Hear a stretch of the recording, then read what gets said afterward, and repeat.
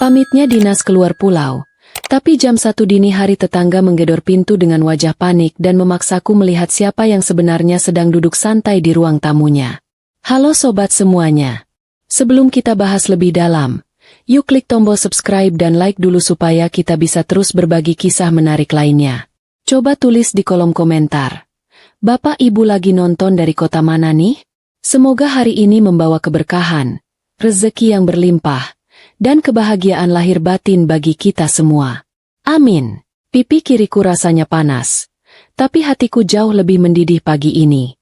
Prasetya baru saja melayangkan tangannya ke wajahku hanya karena masalah kerah kemeja yang menurutnya kurang licin. Padahal kalau dilihat pakai mikroskop pun, aku yakin itu kemeja sudah rapi setengah mati. Dia berdiri di sana, menatapku dengan mata melotot yang biasa dia pakai saat memarahi bawahan di kantornya, sambil merapikan jas mahalnya yang harganya mungkin bisa buat beli motor bekas. Lucu ya, orang bisa terlihat begitu gagah dan berwibawa dengan setelan jas rapi, tapi kelakuannya lebih primitif daripada manusia purba yang berebut makanan. Aku cuma bisa menunduk, memegang pipiku yang mulai berdenyut, sambil menahan air mata yang rasanya enggan keluar karena sudah terlalu sering diperas. Kalau kalian lihat Prasetya di luar sana, kalian pasti ingin minta tanda tangan atau foto bareng. Dia itu definisinya lelaki idaman ibu-ibu pengajian dan panutan bapak-bapak kompleks. Pengusaha properti sukses, sering menyumbang ke panti asuhan, dan selalu tersenyum ramah kalau disapa satpam kompleks. Citranya begitu bersih, mengkilap, dan tanpa celah, persis seperti lantai marmer di rumah gedung kami ini. Tapi tidak ada yang tahu kalau di balik tembok tinggi pagar rumah kami, Prasetya berubah jadi sipir penjara yang kejam.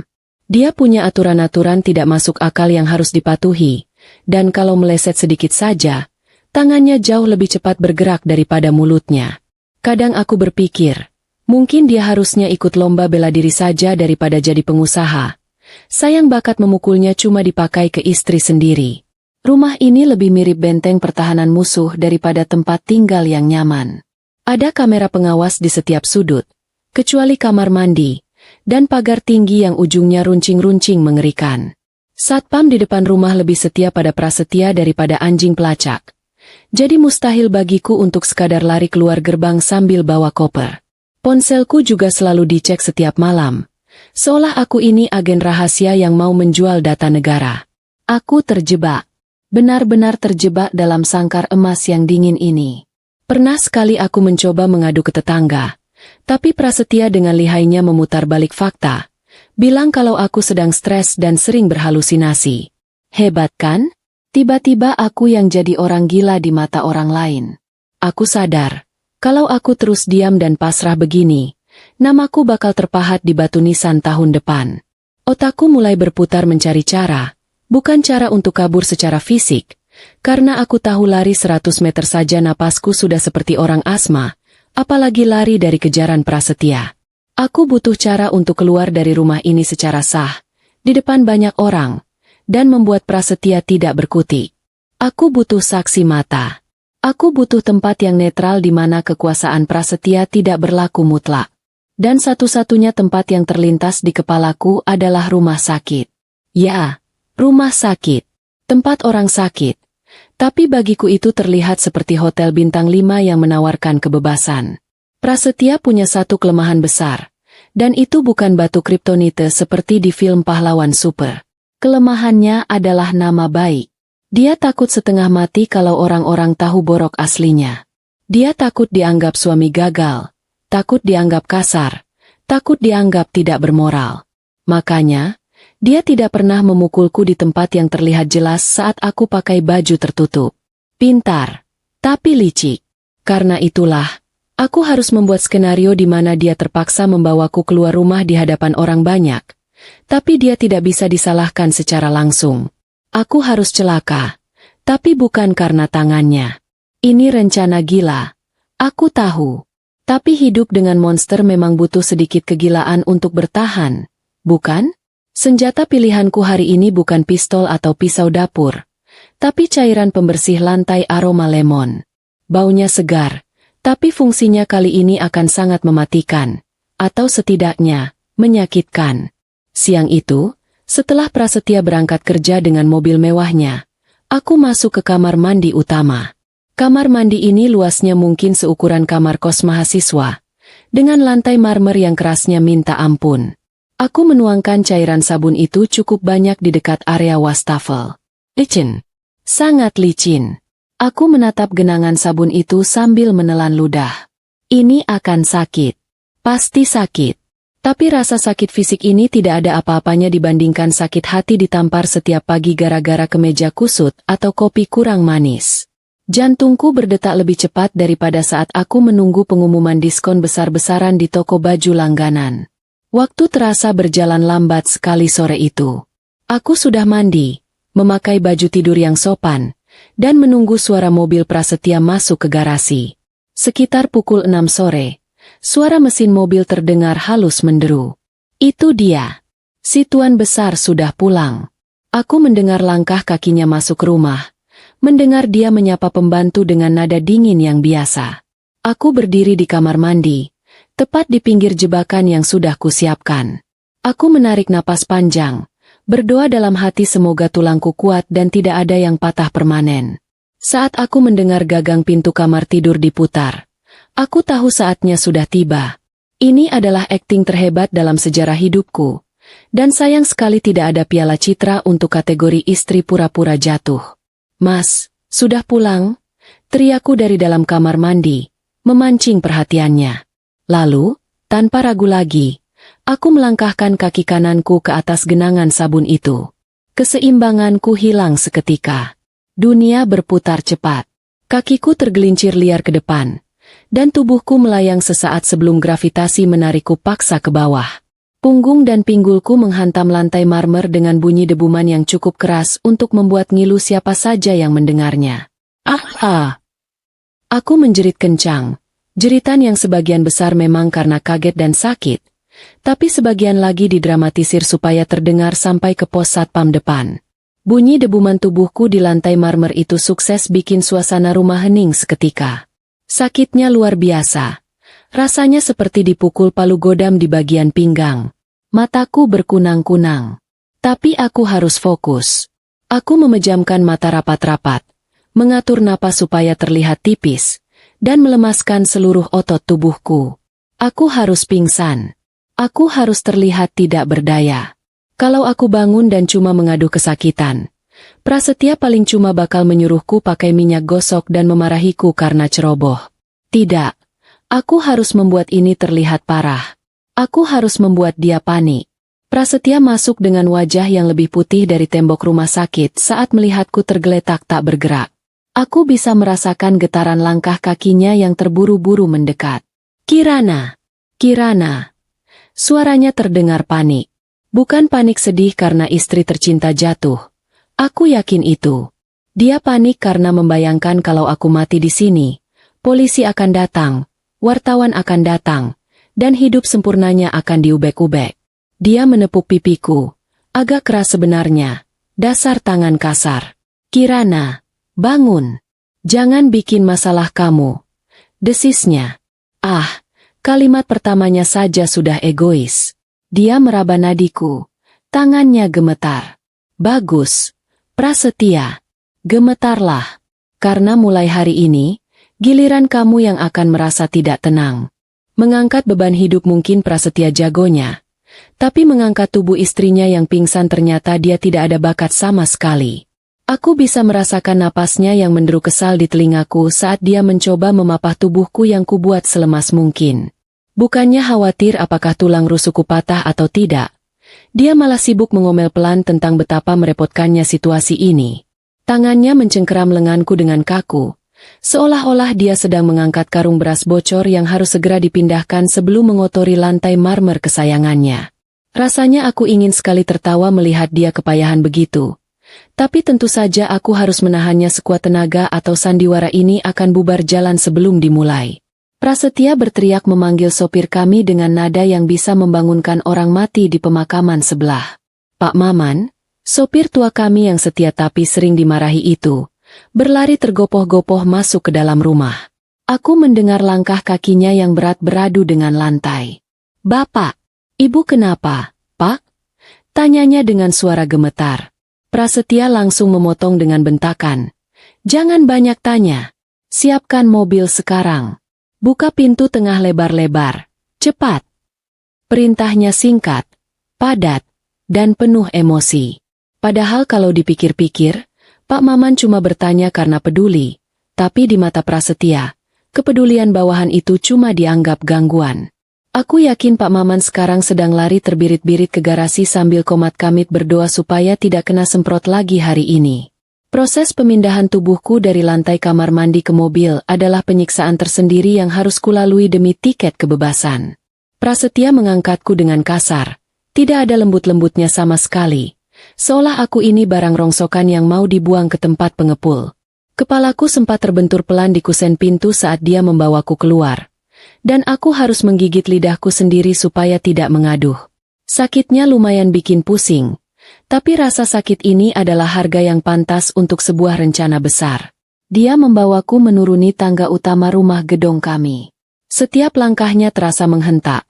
Membuat pinggulku yang tadi menghantam lantai kembali terasa nyeri berdenyut-denyut. Begitu sampai di mobil, Prasetya melempar tubuhku ke jok tengah dengan keanggunan seekor badak yang sedang mengamuk. Aku mendarat di jok kulit mahal itu dengan posisi yang lumayan tidak nyaman. Tapi aku tidak berani membenarkan posisi. Jalan, men. Ngebut. Tapi jangan sampai lecet mobilnya. Perintah Prasetya sambil membanting pintu mobil tepat di samping telingaku. Mobil mewah itu pun melaju keluar dari gerbang benteng kami. Di dalam mobil, suasana tegangnya minta ampun. Aku memejamkan mata, mengatur napas agar tetap terlihat dangkal dan lemah. Sementara itu, Prasetya sibuk mengelap keringat di dahinya sendiri. Sama sekali tidak mengecek apakah aku masih bernapas atau tidak. Prioritas dia memang selalu dirinya sendiri, bahkan di saat darurat begini. Di sepanjang jalan, Prasetya tidak henti-hentinya mengumpat pada kemacetan lalu lintas yang sebenarnya normal-normal saja untuk jam pulang kerja. Dia marah pada motor yang menyalip, marah pada lampu merah yang menurutnya terlalu lama. Bahkan marah pada tukang bakso yang menyeberang jalan dengan santai. Minggir! Orang susah dasar tidak tahu aturan. Makinya pada pengendara lain yang tidak bisa mendengarnya. Lucu sekali. Dia marah pada orang yang tidak tahu aturan. Padahal dia sendiri di rumah adalah pelanggar hak asasi manusia nomor 1. Aku cuma bisa mendengarkan semua ocehannya sambil menahan rasa mual karena cara menyetir Pak Maman yang dipaksa ugal-ugalan. Rasanya isi perutku sedang dikocok di dalam blender. Perubahan karakter Prasetya terjadi begitu roda mobil kami menyentuh aspal pelataran rumah sakit. Ini adalah momen ajaib yang selalu membuatku takjub sekaligus jijik. Begitu mobil berhenti di depan pintu instalasi gawat darurat, wajah merah padam dan penuh amarah Prasetya lenyap seketika, digantikan oleh wajah pucat pasi penuh kekhawatiran yang sangat meyakinkan. Dia melompat keluar mobil, berteriak lantang. Dokter, suster, tolong istri saya, cepat. Suaranya bergetar hebat, penuh drama, seolah-olah dia adalah suami paling mencintai istrinya di muka bumi ini. Kalau ada sutradara film di sana, Prasetya pasti sudah langsung ditawari kontrak main sinetron azab. Para perawat berlarian datang membawa brankar dorong, sigap menyambut panggilan darurat dari pria necis yang terlihat histeris itu. Tubuhku dipindahkan lagi. Kali ini oleh tangan-tangan perawat yang jauh lebih cekatan dan manusiawi dibandingkan suamiku sendiri. Aku dibaringkan di atas kasur brankar yang agak keras tapi terasa seperti surga dibandingkan lantai kamar mandi tadi. Istri saya terpeleset. Sus! Tiba-tiba jatuh dan tidak sadar. Tolong lakukan yang terbaik, biaya bukan masalah. Seru Prasetya sambil berlari kecil di samping brankar yang didorong masuk. Kalimat, biaya bukan masalah. Itu diucapkannya dengan volume yang agak keras. Sengaja biar semua orang di sana dengar kalau dia orang kaya yang bertanggung jawab. Dasar tukang pamer. Bahkan di rumah sakit pun dia masih sempat-sempatnya membangun pencitraan. Cahaya lampu neon lorong rumah sakit berkelebatan di balik kelopak mataku yang terpejam. Rasanya silau dan pusing. Suara roda brankar yang berdecit di lantai rumah sakit terdengar begitu nyaring di telingaku. Beradu dengan suara riuh rendah pasien lain dan teriakan petugas medis. Aku merasakan dinginnya pendingin ruangan rumah sakit yang menusuk kulit. Berbeda sekali dengan udara di rumah yang selalu terasa panas dan mencekik. Prasetya masih terus memegang tanganku sambil terus ngoceh. Bertahan ya, sayang. Mas ada di sini. Mas tidak akan membiarkan kamu kenapa-napa. Aku yakin dia melakukan itu karena banyak mata yang melihat. Kalau kami cuma berdua di gang sepi, mungkin dia sudah meninggalkanku di pinggir jalan. Sesampainya di bilik pemeriksaan, tirai hijau langsung ditarik menutup, memisahkan kami dari hiruk-pikuk dunia luar. Bapak tolong tunggu di luar sebentar. Kami harus memeriksa pasien, kata seorang perawat dengan tegas. Prasetya sempat menolak. Saya suaminya. Saya harus tahu kondisi istri saya. Tapi perawat itu tidak kalah galak. Justru karena bapak suaminya, bapak harus tenang dulu di luar biar kami bisa kerja. Nanti dokter akan jelaskan. Akhirnya dengan berat hati dan mungkin sedikit takut citranya rusak kalau marah-marah di rumah sakit, Prasetya melepaskan tanganku. Aku mendengar langkah kakinya menjauh. Lalu suara tirai dibuka dan ditutup kembali.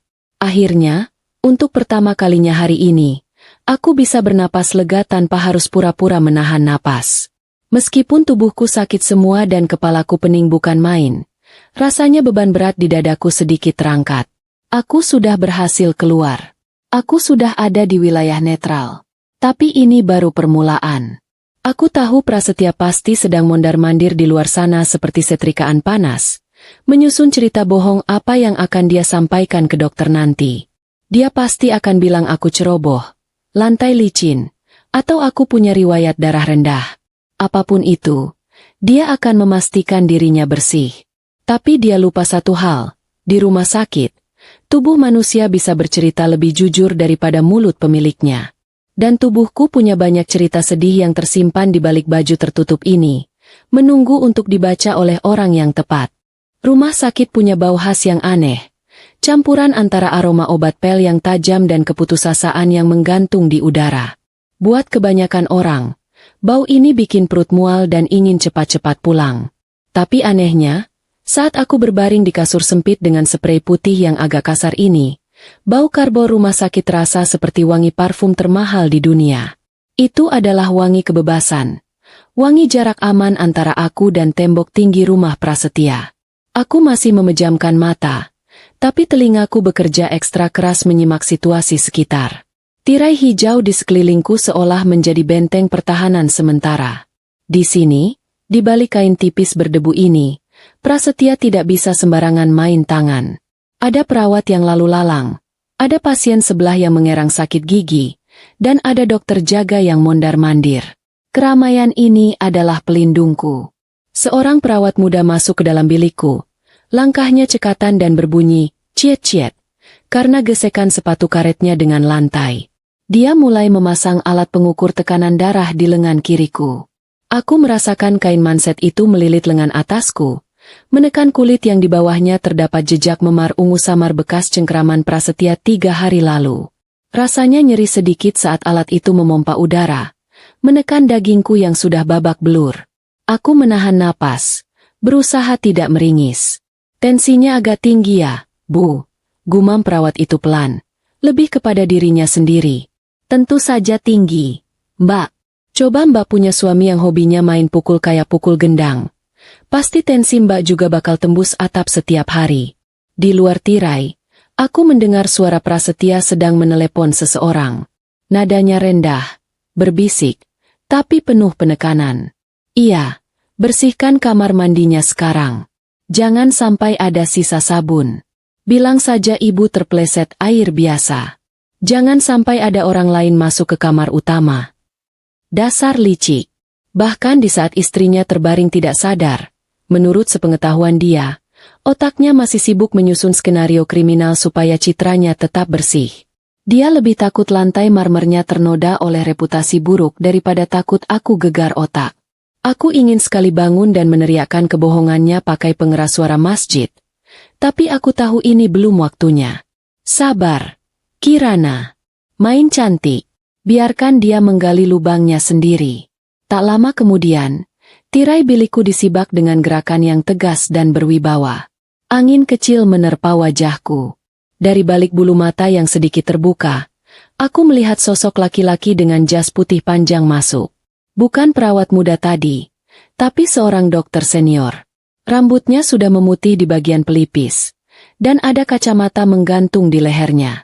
Dia memegang papan jalan berisi catatan mediaku. Auranya beda. Kalau Prasetya punya aura penguasa yang menindas, dokter ini punya aura tenang yang menghanyutkan, seperti air sungai dalam yang menyimpan banyak rahasia. Dia berdiri di samping kasurku, mengamati wajahku sejenak, lalu mulai memeriksa denyut nadi di leherku dengan jari-jarinya yang dingin tapi mantap. "Permisi, Dok. Bagaimana keadaan istri saya?" Suara Prasetya tiba-tiba menyeruak masuk, memecah ketenangan di dalam bilik. Rupanya dia sudah selesai menelepon dan kembali menjalankan peran sebagai suami siaga. Dia menyelinap masuk melewati tirai tanpa permisi. Wajahnya dipasang mode, cemas maksimal. Lagi. Napasnya agak memburu. Mungkin habis lari dari ruang tunggu atau habis lari dari kenyataan. Dia berdiri di ujung kaki kasur, menatap dokter itu dengan tatapan menuntut yang biasa dia pakai kalau pelayanan di restoran bintang 5 agak lambat. "Tolong jelaskan, Dok. Dia kenapa belum sadar? Apa ada tulang yang patah? Saya harus tahu." Dokter senior itu tidak langsung menjawab. Dia menyelesaikan pemeriksaannya dulu dengan tenang, meletakkan stetoskopnya kembali ke leher, lalu perlahan-lahan memutar badannya menghadap Prasetya. Gerakannya pelan, sengaja, seolah sedang memberikan jeda dramatis di film seru.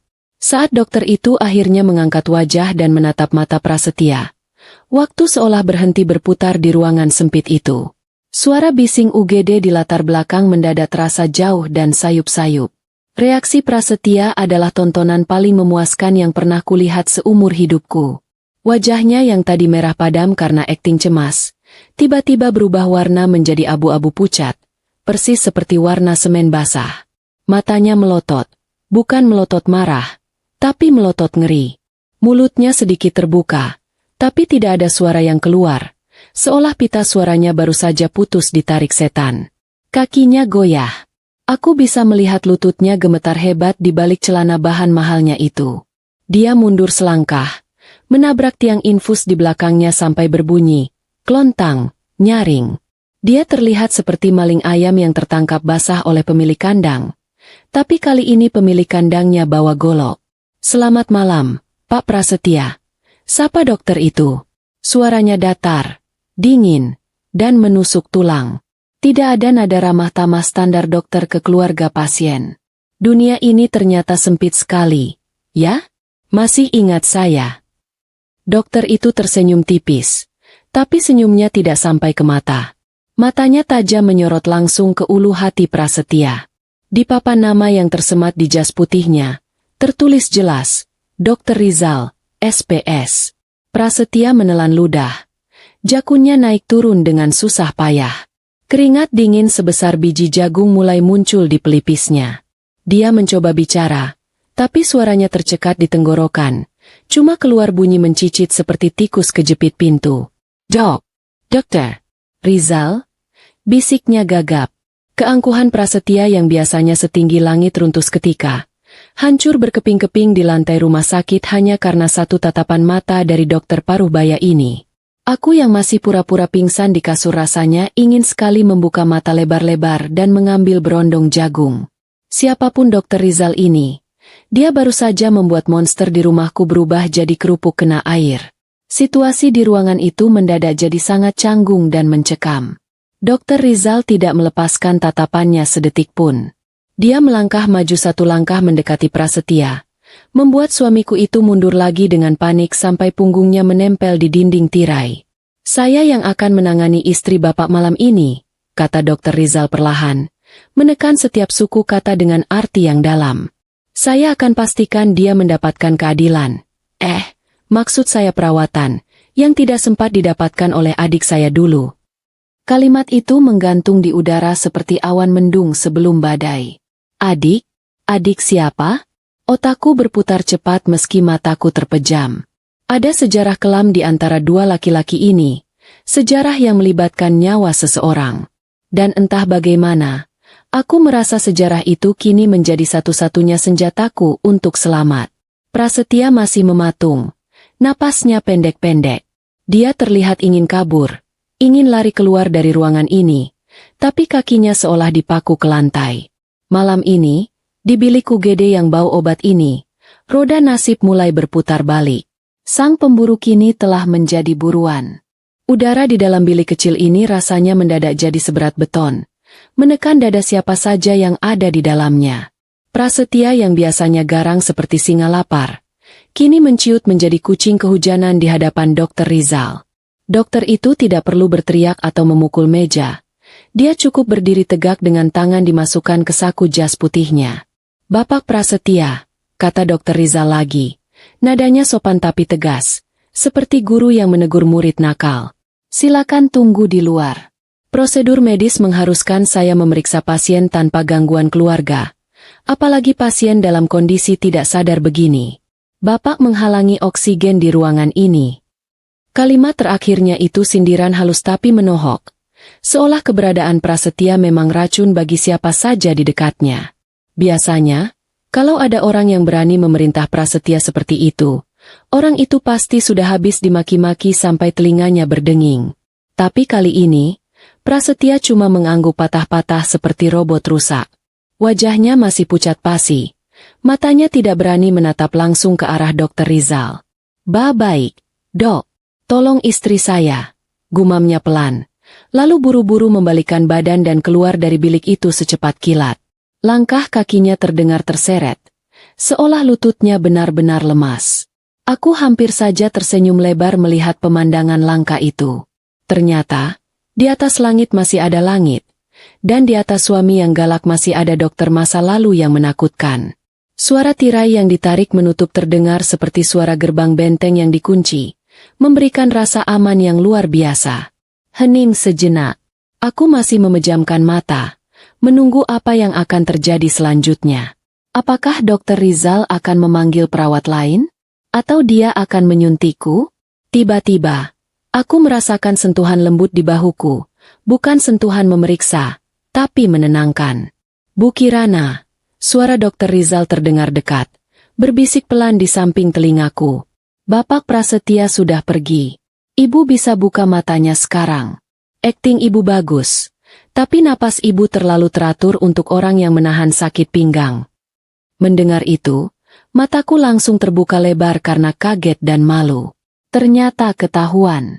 Aku mengerjap-ngerjap, menyesuaikan mata dengan cahaya lampu neon yang terang benderang di atas kepala. Di depanku, Dr. Rizal sedang tersenyum. Bukan senyum sinis, tapi senyum sedih yang penuh pengertian.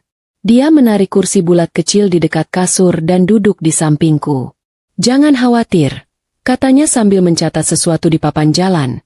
Pura-pura sibuk biar orang yang lewat di luar tirai tidak curiga. "Saya tidak akan membocorkan rahasia ibu.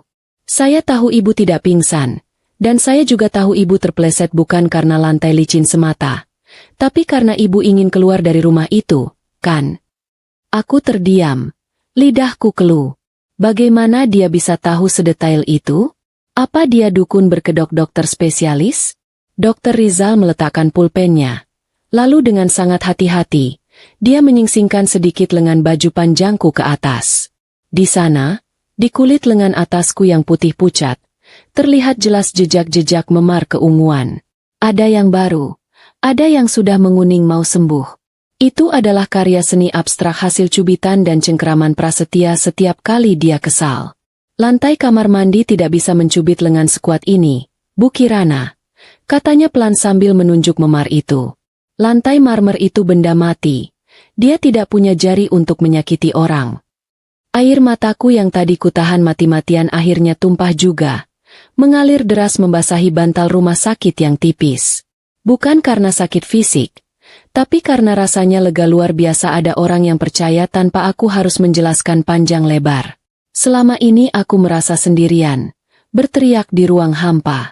"Tolong saya, Dok," bisikku parau. "Saya takut pulang. Kalau saya pulang, dia pasti akan marah besar karena kejadian ini." Dr. Rizal mengangguk. Wajahnya mengeras lagi saat teringat sosok Prasetya. Dia mengambil tisu di meja samping dan menyodorkannya padaku. "Saya kenal betul tabiat laki-laki itu," ujar Dr. Rizal. Pandangannya menerawang jauh ke dinding putih di seberang. 5 tahun yang lalu, ada wanita lain yang dibawa ke rumah sakit ini oleh Prasetya. Kasusnya sama persis. Katanya terpeleset di kamar mandi utama.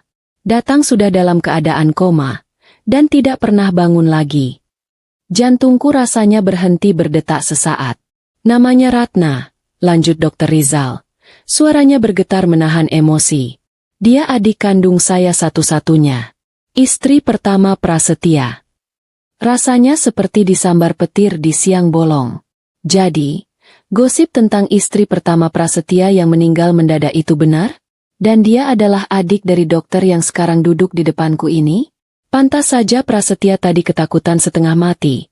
Dia baru saja bertemu dengan kakak ipar yang adiknya mati di tangannya. Waktu itu saya masih tugas di luar pulau. Cerita Dr. Rizal lagi. Saya tidak sempat menyelamatkan Ratna. Prasetya menolak otopsi. Dia menyuap sana-sini supaya jenazah Ratna segera dikubur dengan alasan agama dan privasi. Saya tidak punya bukti kuat waktu itu. Cuma kecurigaan yang membakar hati saya setiap hari. Dr. Rizal menatapku lurus. Matanya basah tapi menyala dengan tekad yang kuat. Saya gagal menyelamatkan adik saya, Bu Kirana. Tapi demi Tuhan, saya tidak akan membiarkan Prasetya menyakiti wanita lain lagi dengan cara yang sama. Malam ini, Ibu aman di sini. Saya akan buat diagnosa gegar otak ringan supaya Ibu harus dirawat inap minimal 3 hari. Kita ulur waktu. Dia menggenggam tanganku sebentar. Menyalurkan kekuatan. Tapi Ibu harus janji satu hal. Ibu harus berani. Kita tidak bisa cuma bertahan. Kita harus menyerang balik. Karena monster seperti Prasetya tidak akan berhenti sampai dia dihentikan paksa. Aku mengangguk mantap, menghapus sisa air mata. Malam ini, di kamar UGD yang dingin, sebuah persekutuan rahasia terbentuk. Bukan lagi antara dokter dan pasien, tapi antara dua korban yang menuntut keadilan.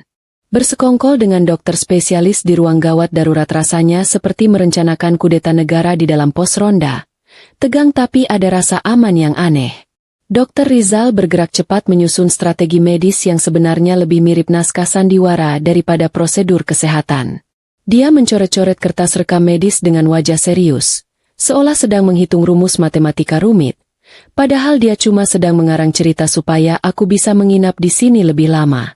Kita pakai alasan gegar otak ringan dan trauma tulang pinggul. Bisiknya pelan tanpa menatapku. Tangannya sibuk menari di atas kertas. Alasan ini paling ampuh. Pasien tidak boleh banyak bergerak, harus observasi ketat, dan yang paling penting, tidak boleh dibawa pulang paksa karena risiko pendarahan otak susulan. Istilah, pendarahan otak, itu terdengar mengerikan di telinga orang awam, dan itulah senjata utama kita untuk menakut-nakuti Prasetya yang pengecut itu. Aku cuma bisa mengangguk patuh seperti murid teladan, membiarkan nasibku ditulis oleh tangan dokter yang menyimpan dendam masa lalu ini. Rasanya ironis sekali. Dulu aku memohon-mohon pada Prasetya untuk dibiarkan keluar rumah sekadar beli sayur. Sekarang aku malah memohon pada dokter untuk dikurung di kamar rawat inap. Hidup memang kadang punya selera humor yang gelap. Dr. Rizal merapikan jas putihnya, menarik napas panjang, dan mengubah ekspresi wajahnya dari yang tadinya hangat menjadi dingin dan kaku. Dia siap menghadapi monster yang sedang menunggu di luar tirai. Ingat, Bu Kirana. Pesannya terakhir kali sebelum berbalik. Ibu masih pusing, mual, dan tidak ingat kejadian detailnya. Biar saya yang jadi tameng. Suara langkah kaki Dr. Rizal yang tegas terdengar menjauh. Lalu suara tirai di sibak kasar menjadi tanda dimulainya babak kedua pertarungan mental ini. Dari balik kain hijau tipis yang memisahkan kami, aku menajamkan telinga, menyimak setiap gesekan suara di luar sana. Prasetya langsung menyambar dengan pertanyaan bertubi-tubi begitu melihat dokter keluar. Suaranya terdengar panik, nadanya naik turun tidak beraturan. Persis seperti orang yang ketahuan menyontek saat ujian nasional. Dokter, bagaimana? Istri saya baik-baik saja, kan? Dia bisa pulang sekarang, kan?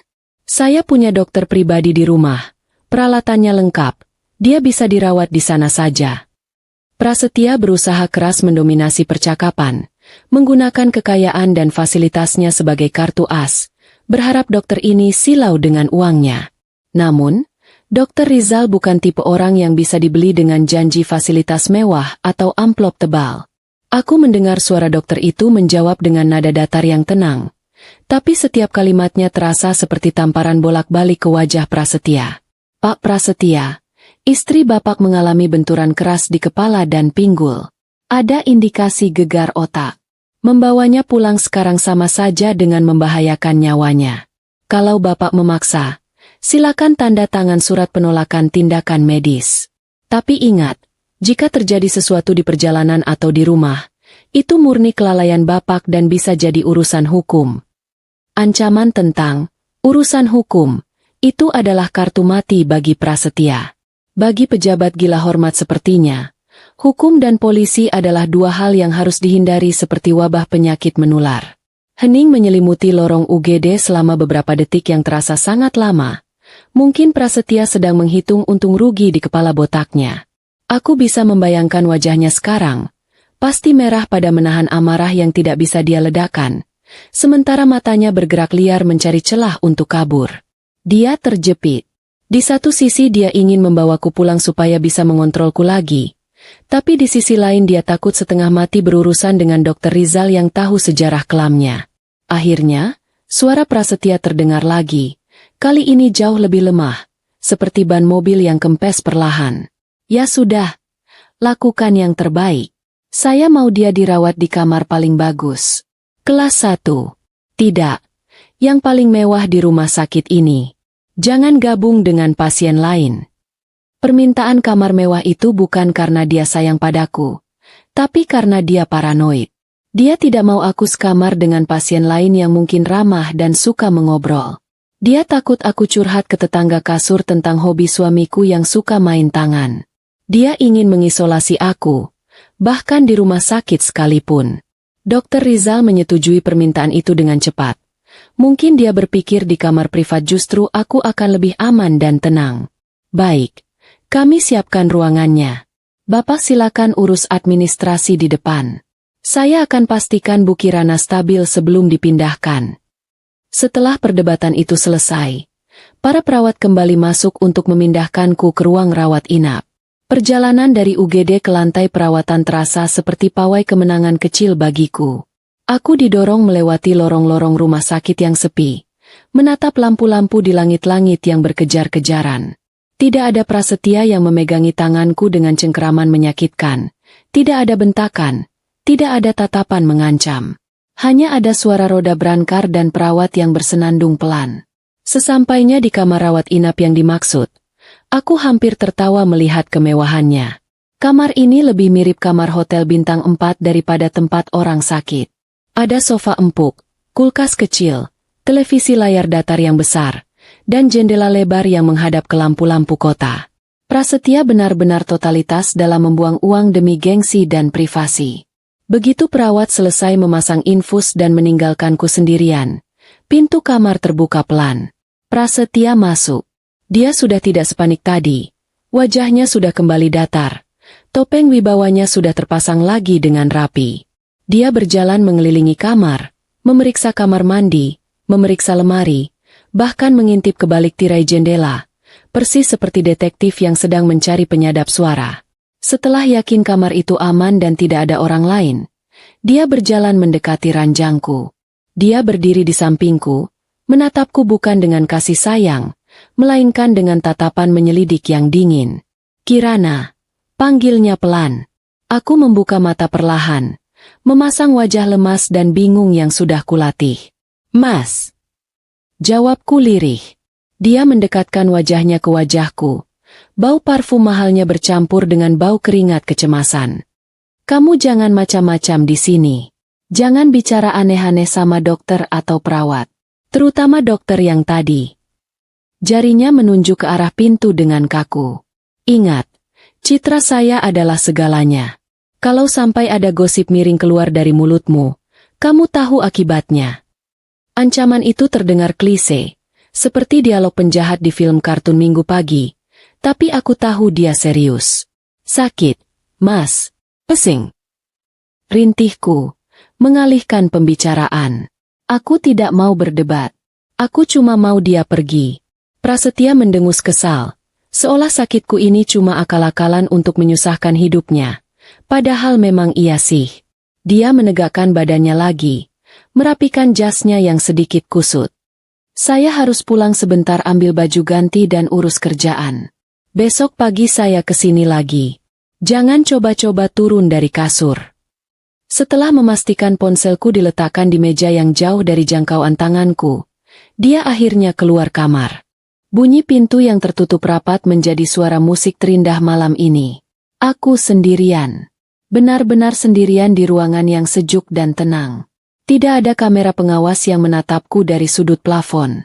Tidak ada aturan jam malam yang konyol. Aku menatap cairan infus yang menetes pelan. Satu tetes demi satu tetes. Menghitung waktu kebebasanku. Dr. Rizal memberiku waktu 3 hari. 3 hari untuk menyusun rencana selanjutnya. 3 hari untuk mencari tahu apa yang sebenarnya terjadi pada Ratna, istri pertama yang malang itu. Malam itu, aku tidak bisa tidur meski tubuhku lelah luar biasa. Pikiranku melayang ke masa lalu, mengingat-ingat setiap detail aneh di rumah kami yang dulu kuanggap angin lalu.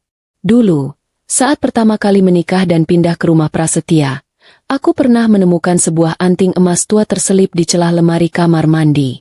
Waktu itu Prasetya bilang itu milik ibunya yang sudah meninggal. Tapi sekarang, setelah mendengar cerita Dr. Rizal, bulu kuduku meremang. Jangan-jangan itu milik Ratna?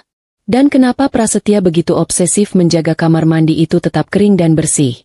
Bahkan sampai marah besar kalau ada noda air sedikit saja?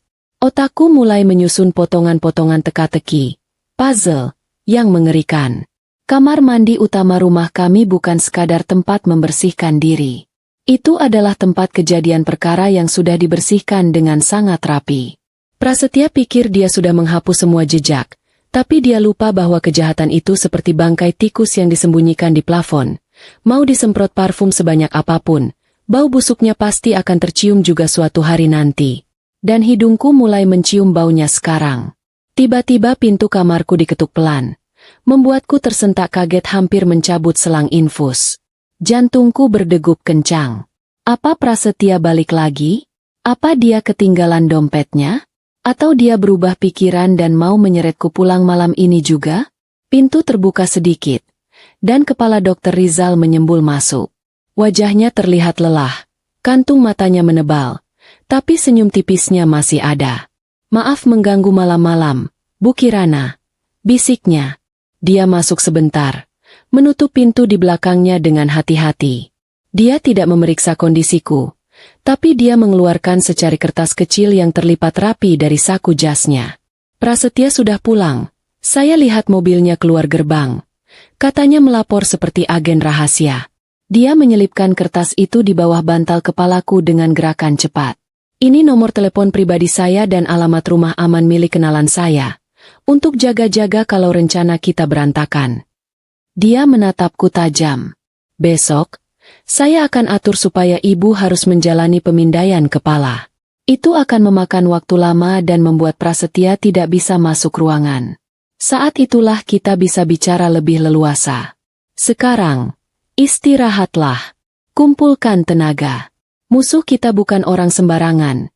Dia orang gila yang menyamar jadi orang waras. Setelah Dr. Rizal pergi, aku meraba kertas di bawah bantal itu. Tekstur kertasnya terasa kasar di ujung jariku, tapi rasanya lebih berharga daripada sertifikat tanah. Aku memejamkan mata. Kali ini benar-benar mencoba tidur. Di luar jendela, lampu kota berkelap-kelip seolah memberi semangat. Untuk pertama kalinya dalam 5 tahun pernikahan Raka ini, aku merasa punya harapan. Aku bukan lagi istri yang pasrah menunggu ditampar. Aku adalah Kirana, dan aku baru saja memulai perang. Sinar matahari pagi yang menerobos masuk lewat celah gorden tebal kamar rumah sakit ini terasa jauh lebih hangat daripada pelukan suamiku sendiri selama 5 tahun terakhir. Aku terbangun dengan rasa kaku di sekujur badan, tapi anehnya, hatiku terasa ringan seperti balon gas yang baru dilepas ke udara. Tidak ada teriakan, "Kopi mana?" yang biasa menjadi alarm pagiku. Tidak ada suara bantingan pintu atau omelan tentang debu di meja hias. Hanya ada suara dengung halus dari mesin pendingin ruangan dan suara burung gereja yang mampir di jendela lantai 5. Untuk sesaat, aku lupa kalau aku ini istri yang sedang pura-pura gegar otak. Aku merasa seperti ratu yang sedang liburan. Bedanya pelayanku pakai seragam putih-putih dan sarapannya hambar tanpa garam.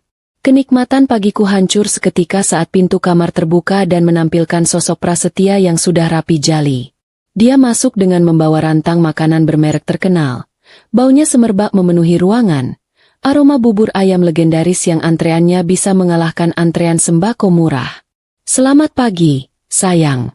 Sapanya dengan senyum lebar yang terlihat dipaksakan, seolah bibirnya ditarik pakai kawat gigi tak kasat mata. Dia meletakkan rantang itu di meja, lalu mendekatiku dan mencium keningku sekilas. Ciuman itu terasa dingin dan berjarak, seperti mencium tembok. "Mas bawakan bubur kesukaanmu. Bubur rumah sakit pasti tidak enak, kan? Mas tidak mau istri Mas kurus kering nanti dikira Mas tidak becus urus istri.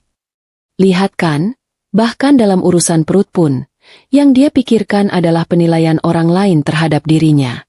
Dia membuka rantang itu, menuangkan isinya ke mangkuk keramik yang entah dapat dari mana. "Ayo, Mas suapi," katanya sambil menyodorkan sendok.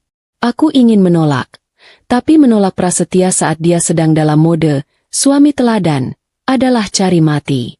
Jadi aku membuka mulut, menerima suapan demi suapan bubur yang rasanya mendadak jadi sepahit obat. Di sela-sela menyuapi, dia sibuk mengelap sudut bibirku dengan tisu. Gayanya persis seperti bapak-bapak yang sedang merawat anak balita di taman kanak-kanak. Kalau ada perawat yang masuk sekarang, pasti mereka akan meleleh melihat betapa romantisnya Pak Prasetya ini. Padahal aslinya, dia menekan sendok itu ke gigiku cukup keras sampai gusiku ngilu. "Nanti siang ada kolega Mas yang mau jenguk. Kamu harus pasang wajah segar ya," bisiknya di sela suapan. Aku hampir tersedak. "Loh, Mas, katanya Mas mau aku istirahat total? Kok malah terima tamu?" Protesku pelan. Prasetya melotot sebentar, tapi cepat-cepat tersenyum lagi. "Ya tidak enak kalau ditolak, sayang. Dia itu pejabat penting. Nanti kamu senyum saja. Jangan banyak bicara. Biar Mas yang jelaskan kondisi kamu. Kamu cukup angguk-angguk saja kayak boneka dashboard mobil." Aku menelan ludah kasar. Jadi aku sakit pun masih harus jadi pajangan demi melancarkan bisnisnya. Luar biasa memang dedikasi Bapak Prasetya ini terhadap citra diri. Penyiksaan sarapan itu untungnya berakhir saat pintu diketuk dan Dr. Rizal masuk diikuti 2 orang perawat. Wajah Prasetya langsung berubah tegang, seperti murid nakal yang melihat kepala sekolah masuk kelas. Dr. Rizal tersenyum ramah pada kami berdua, tapi matanya mengirimkan kode rahasia padaku. "Selamat pagi. Bagaimana tidurnya, Bu Kirana?" Tanyanya basa-basi. Sebelum aku sempat menjawab, dia langsung beralih ke Prasetya. "Pak, sesuai rencana semalam, pagi ini kita akan lakukan pemindaian kepala lengkap untuk Ibu. Alatnya ada di lantai bawah, di ruang radiologi khusus." Prasetya langsung berdiri, siap mengawal. "Saya ikut, Dok." "Maaf, Pak, tidak bisa," potong Dr. Rizal cepat dan tegas. "Area radiologi adalah area steril radiasi tinggi. Pendamping dilarang masuk sampai ke ruang persiapan, kecuali petugas medis yang memakai baju pelindung khusus. Bapak bisa menunggu di sini atau di ruang tunggu tamu di lobi. Prosesnya mungkin agak lama, sekitar 1-2 jam, karena kita harus antre dan persiapan obat kontras." Alasan itu terdengar sangat ilmiah dan menakutkan bagi orang awam. Kata, radiasi tinggi, sukses membuat nyali Prasetya ciut. Dia kan paling takut kena penyakit atau bahaya yang bisa merusak tubuh berharganya itu. "Oh, begitu ya? Bahaya ya buat orang sehat?" tanya Prasetya ragu-ragu. "Sangat berisiko, Pak. Bisa mempengaruhi kesuburan dan kesehatan sel darah kalau terpapar tanpa pelindung," jawab Dr. Rizal dengan wajah lempeng tanpa dosa. Aku yakin dia sedang menahan tawa dalam hati melihat wajah Prasetya yang makin pias. "Ya sudah, saya tunggu di sini saja kalau begitu. Dok, titip istri saya ya.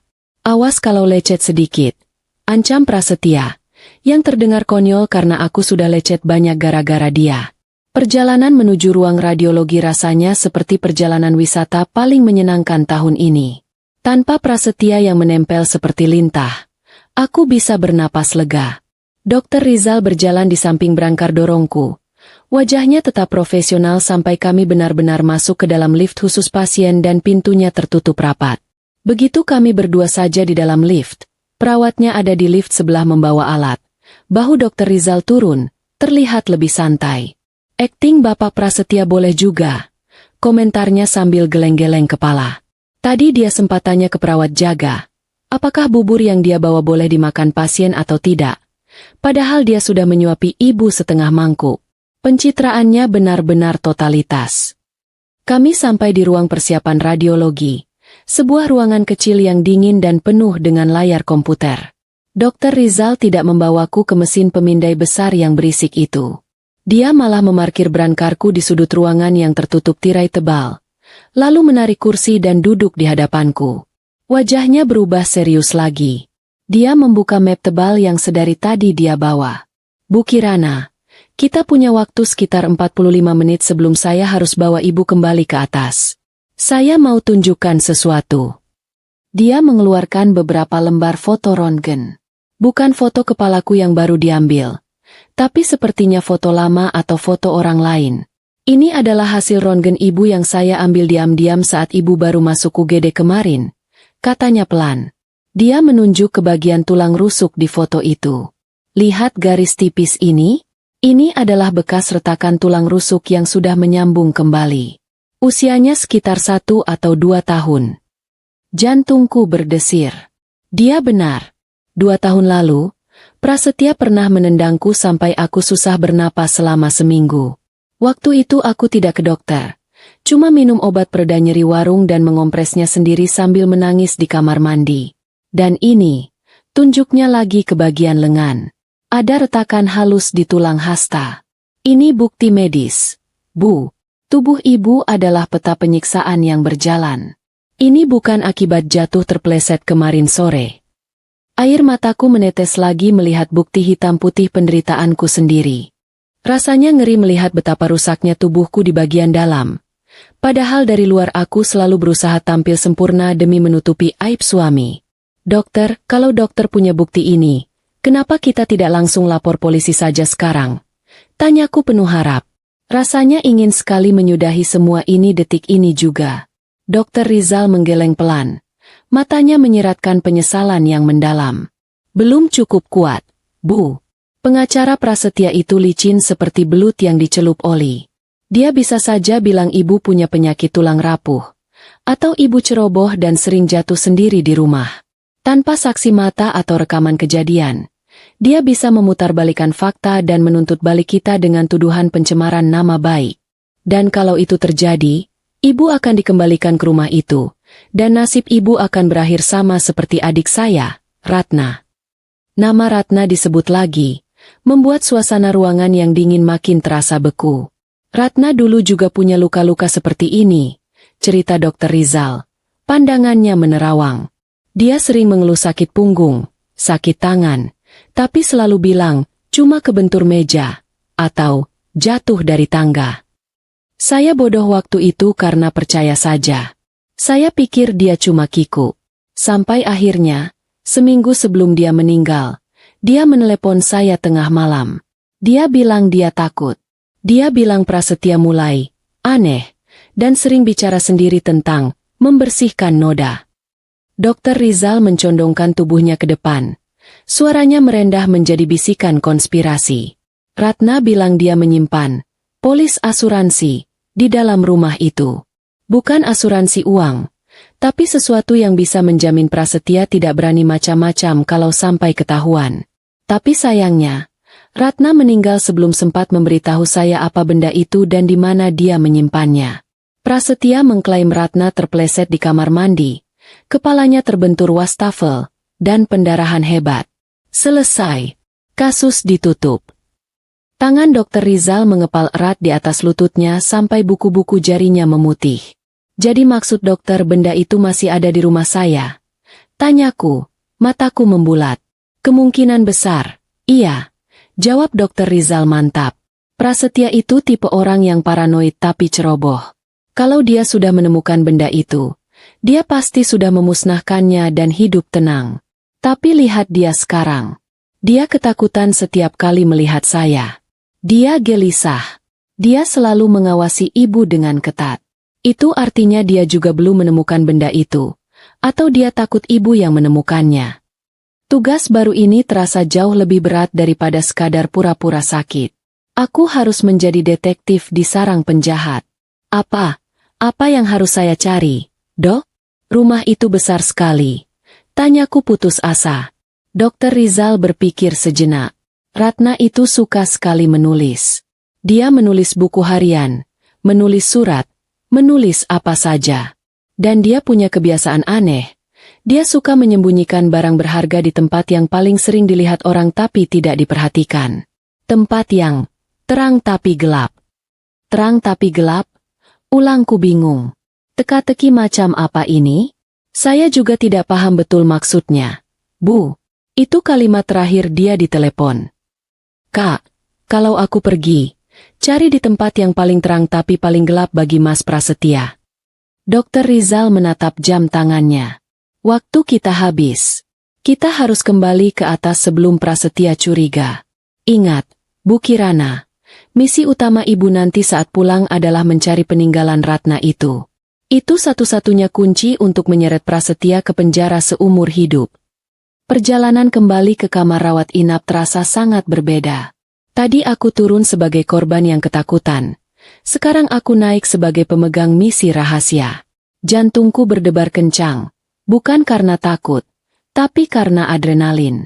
Saat pintu lift terbuka di lantai 5, aku melihat Prasetya sedang berdiri di depan pintu kamar rawat.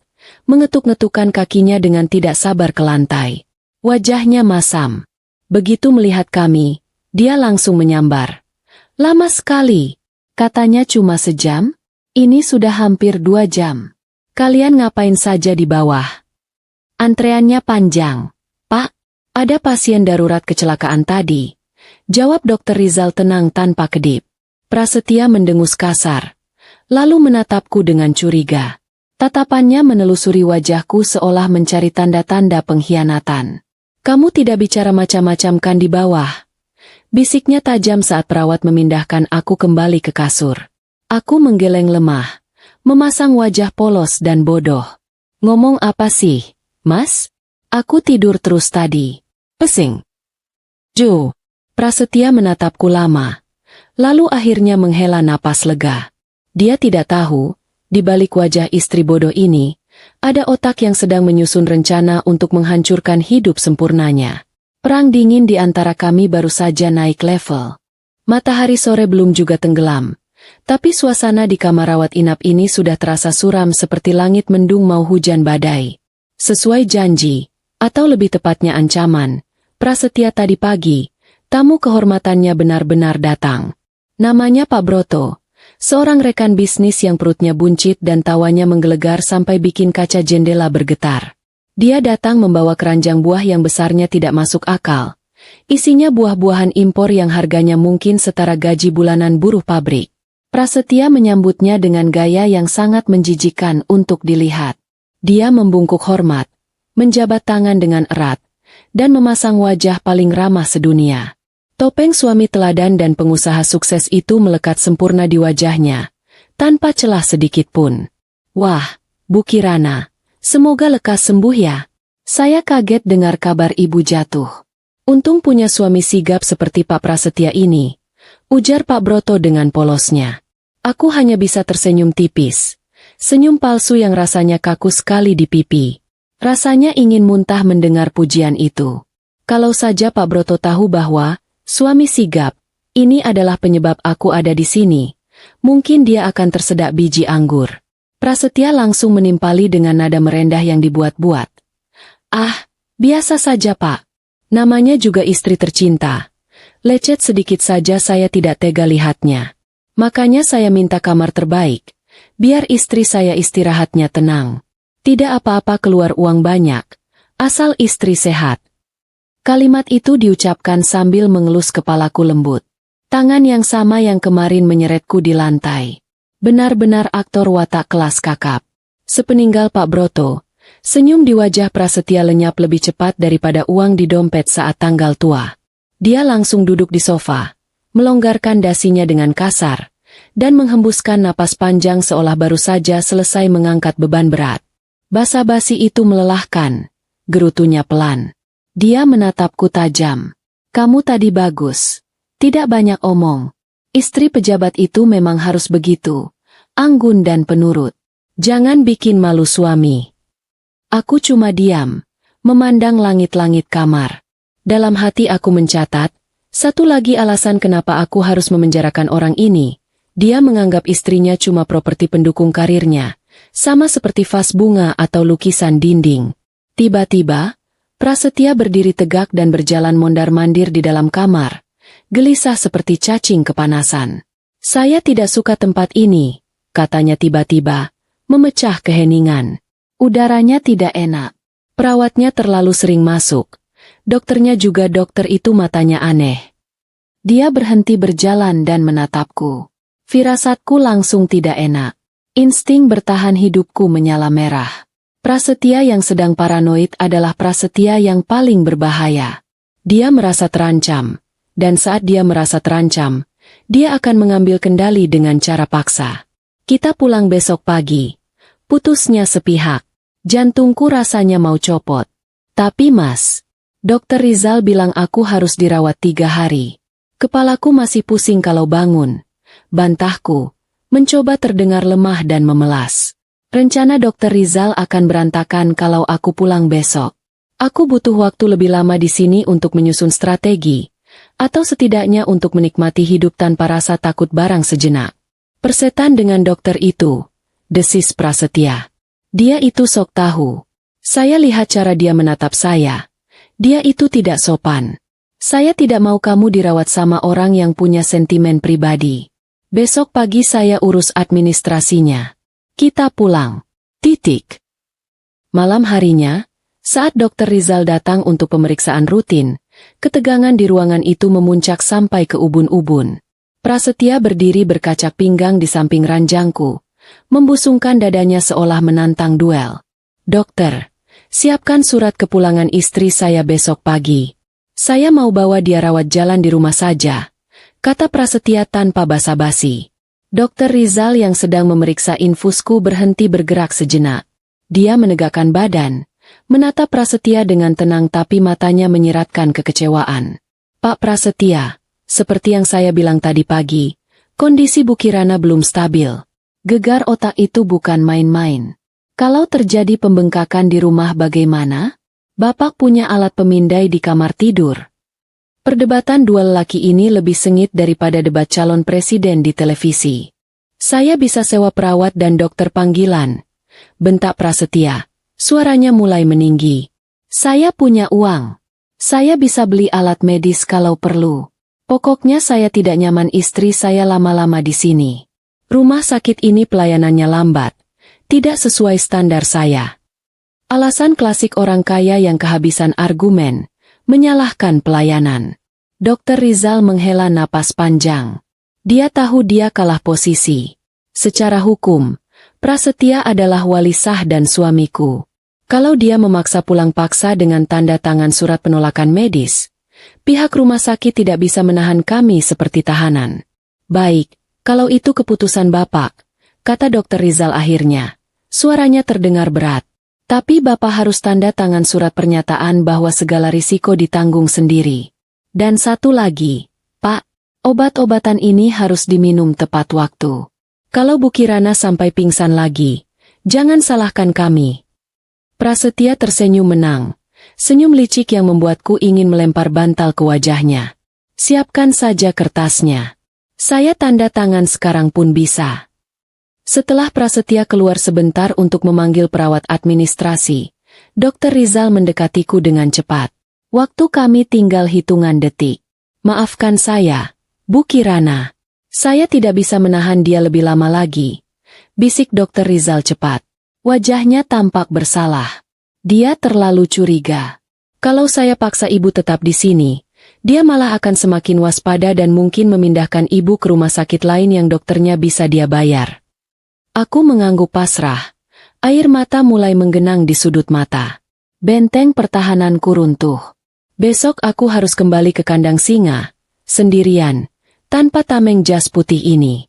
Tidak apa-apa, Dok. Mungkin memang ini jalannya. Saya harus masuk ke sana untuk mencari bukti itu, kan? Dokter Rizal merogoh saku jasnya dan mengeluarkan sebuah benda kecil. Sangat kecil, seukuran korek api kayu. Itu adalah kartu memori telepon genggam. Dengarkan saya baik-baik. Di rumah ibu, pasti ada telepon genggam bekas atau tablet yang tidak terpakai, kan?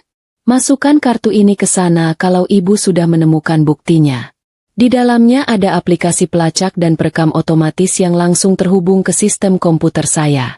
Begitu ibu aktifkan, saya akan tahu posisi ibu dan apa yang terjadi di sana.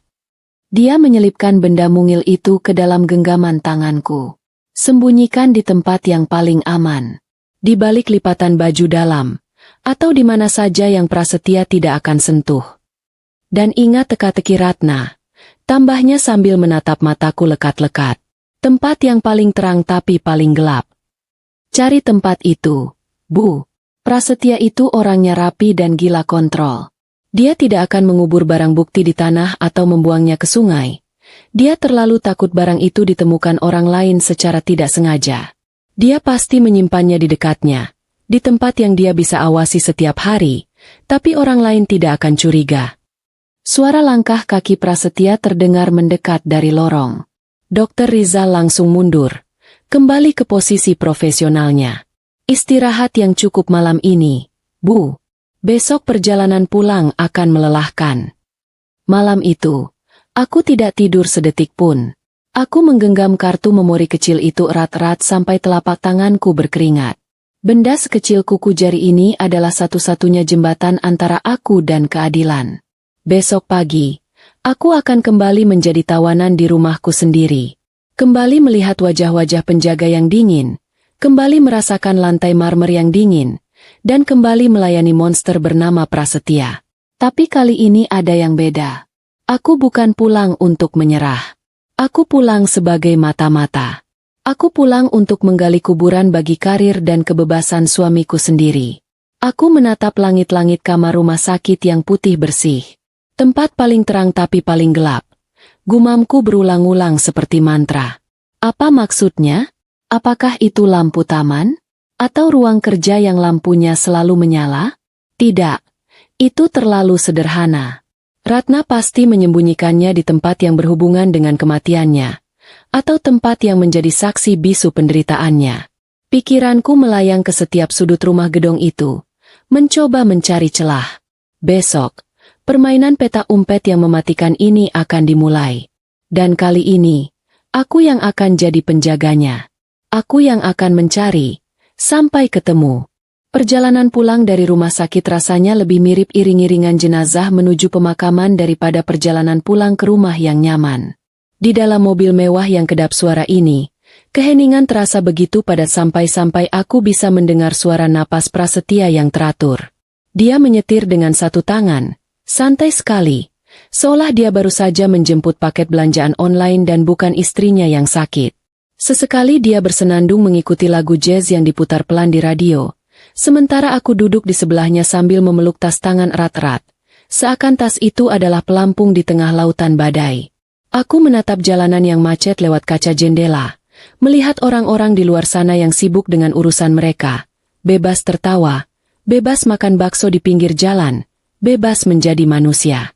Rasanya aku ingin melompat keluar, berguling di aspal, lalu lari sekencang-kencangnya. Tapi tentu saja, dengan tulang rusuk yang nyeri dan pintu mobil yang dikunci otomatis, itu cuma angan-angan konyol. Gerbang besi rumah kami yang menjulang tinggi terbuka perlahan dengan bunyi derit mesin otomatis, menyambut kedatangan sang raja dan tawanan favoritnya. Rumah ini masih sama seperti saat kutinggalkan kemarin lusa. Megah, bercat putih bersih, dengan pilar-pilar besar yang sombong. Tapi hari ini, aura rumah ini terasa berbeda di mataku. Dulu aku melihatnya sebagai istana, sekarang aku melihatnya sebagai tempat kejadian perkara yang belum terungkap. Pak Maman dan Mbak Surti, asisten rumah tangga kami, sudah berdiri di teras menyambut. Wajah mereka menunduk dalam-dalam, tidak berani menatap mata Prasetya. Kasihan mereka, bekerja di rumah ini pasti rasanya seperti bekerja menjinakkan bom waktu. Salah potong kabel sedikit saja bisa meledak. Bawa tas ibu ke kamar atas. Siapkan air hangat, tapi jangan terlalu panas. Dan ingat, jangan ada debu setitik pun di meja rias. Perintah Prasetya begitu turun dari mobil. Dia tidak memapahku kali ini.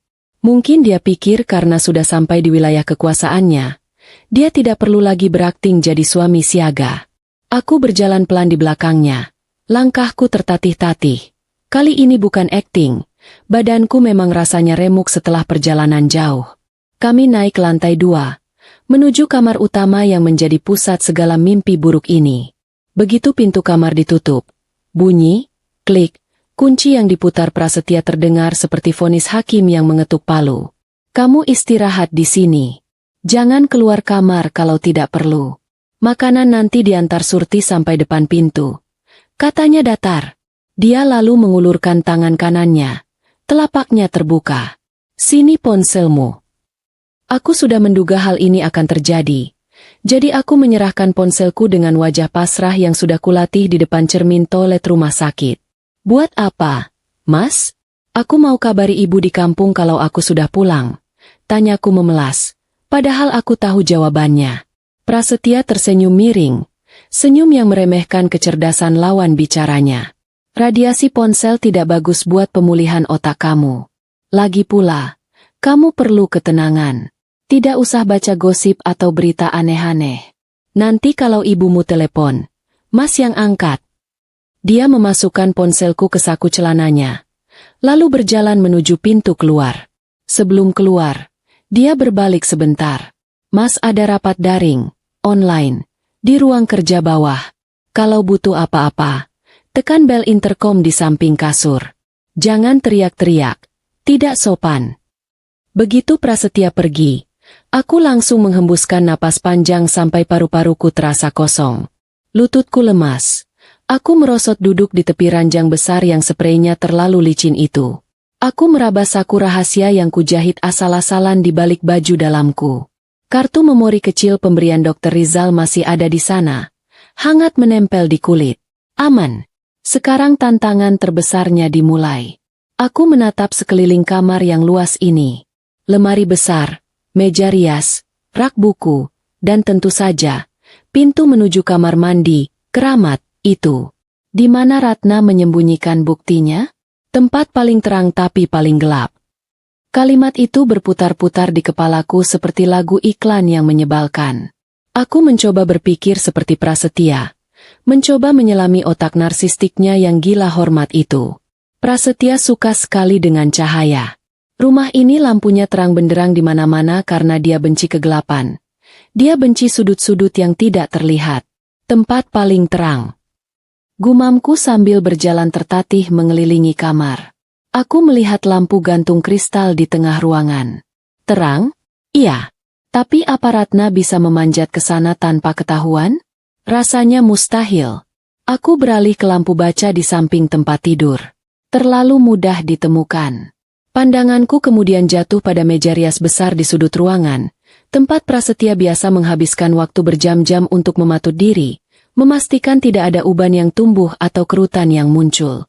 Meja rias itu punya cermin yang dikelilingi lampu-lampu bulat yang sangat terang, persis seperti meja rias artis di ruang ganti.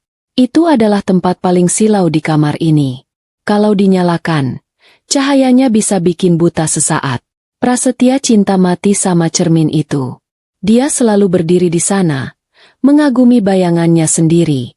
Dan disitulah ironinya. Orang narsistik seperti Prasetya hanya melihat apa yang ada di permukaan cermin, dirinya sendiri. Dia tidak pernah peduli dengan apa yang ada di balik cermin itu, atau apa yang menopang cermin itu. Baginya, dunia hanya sejauh pantulan wajahnya. Mungkinkah itu maksud Ratna? Tempat paling terang karena lampunya, tapi paling gelap karena Prasetya tidak pernah melihat ke balik kilaunya sendiri?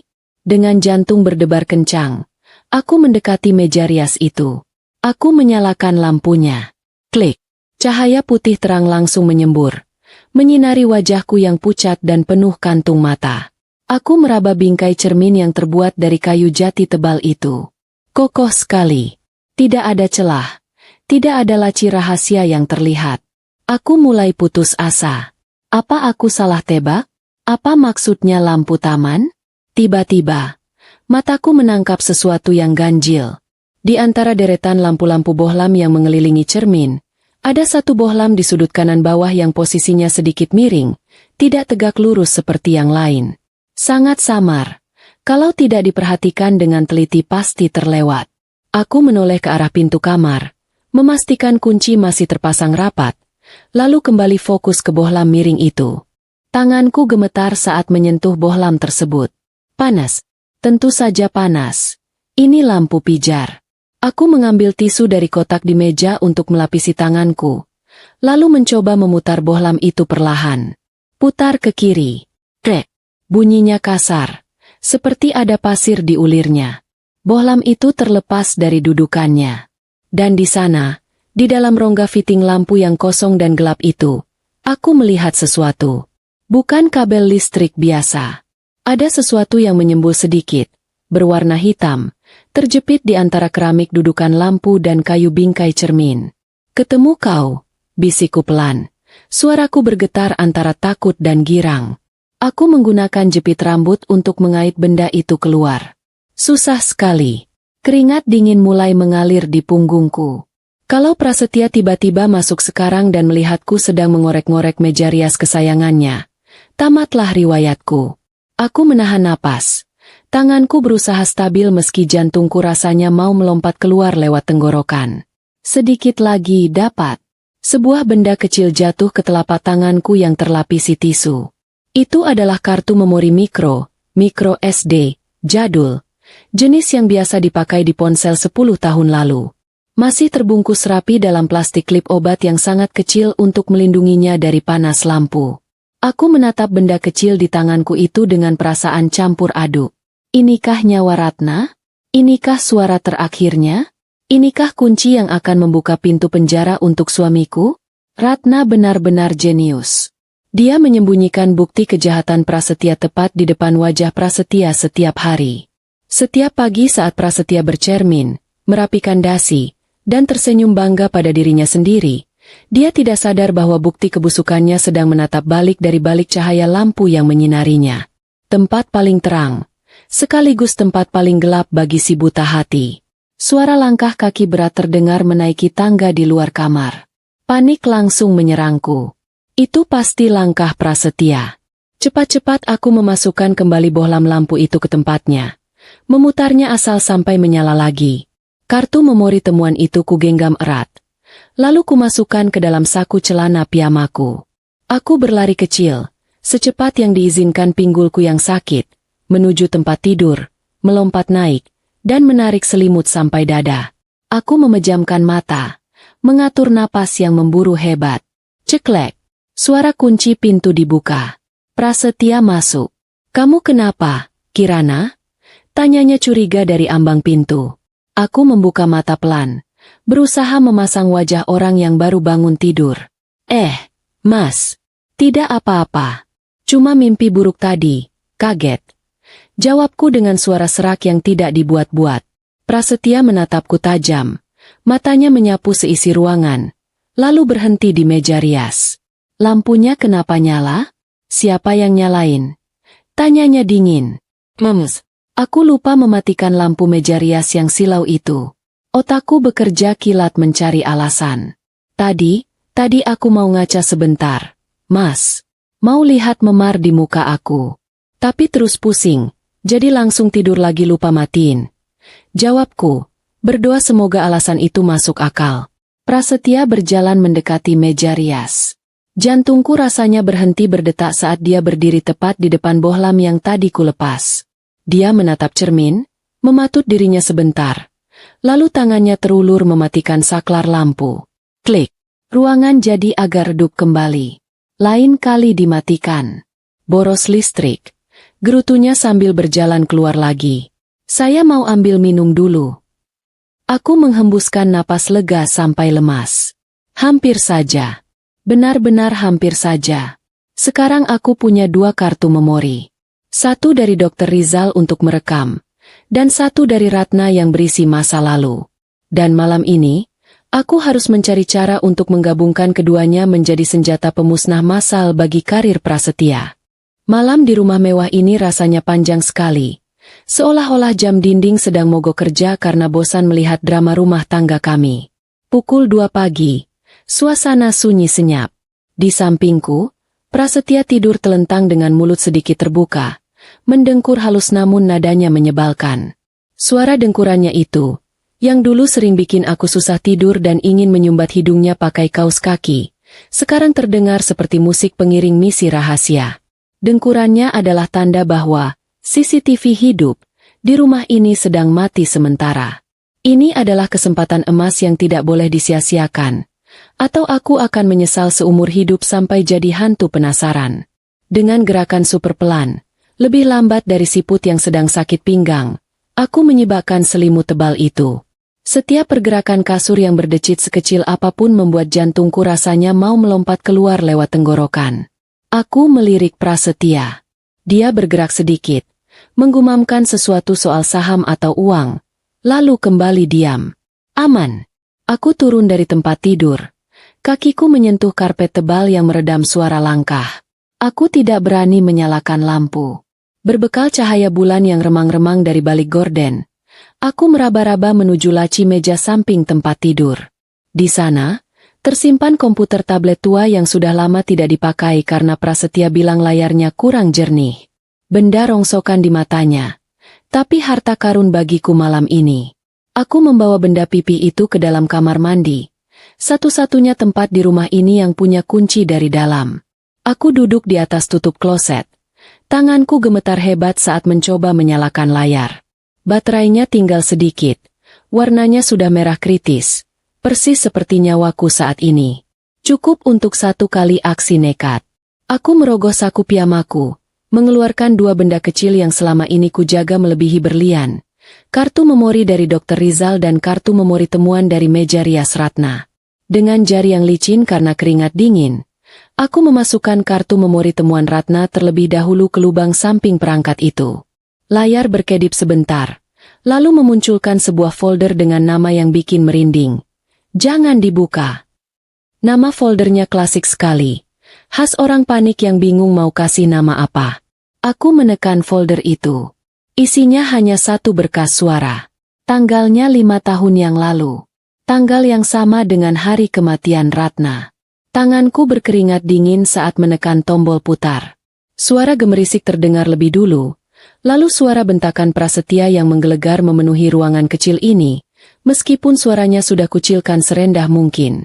Kamu pikir kamu bisa sembunyikan uang itu dari saya? Saya tahu kamu kirim ke adik kamu si dokter miskin itu. Lalu suara Ratna yang terisak menjawab. Itu uang warisan orang tuaku, Mas. Bukan uang kamu. Perdebatan itu makin panas. Ada suara barang pecah. Suara tamparan. Lalu hening sejenak. Diikuti suara benturan yang sangat keras seperti benda berat jatuh ke lantai. Lalu suara napas tersengal-sengal dari Prasetya. Ratna? Bangun. Selen. Jangan mati dulu. Ah, sudahlah. Bilang saja terpeleset. Rekaman berakhir. Aku menutup mulutku dengan tangan, menahan isak tangis yang mau meledak. Gila. Benar-benar gila. Dia membunuh istrinya sendiri karena uang warisan.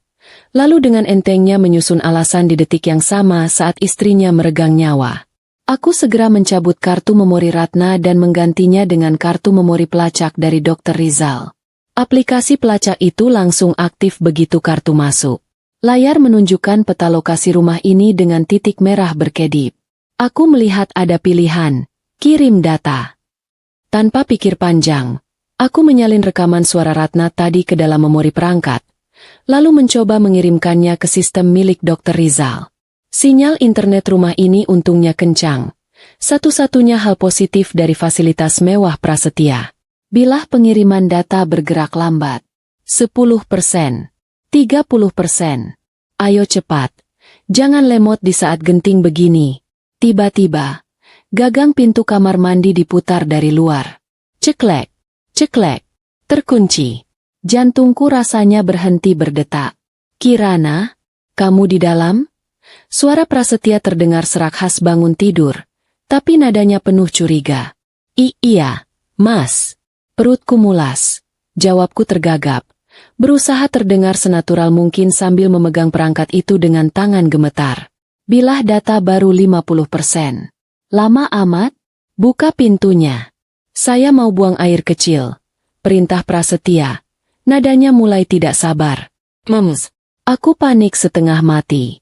Kalau aku buka sekarang, dia bakal lihat aku pegang benda ini. Kalau tidak dibuka, dia bakal mendobrak karena dia paling benci menunggu. Sebentar, Mas. Masih belum tuntas nih. Seruku. Mataku terpaku pada layar. 70%. 80%. Kirana, buka pintunya sekarang atau saya dobrak. Bentak Prasetya sambil menggedor pintu. Kesabaran orang narsistik itu memang setipis tisu toilet basah.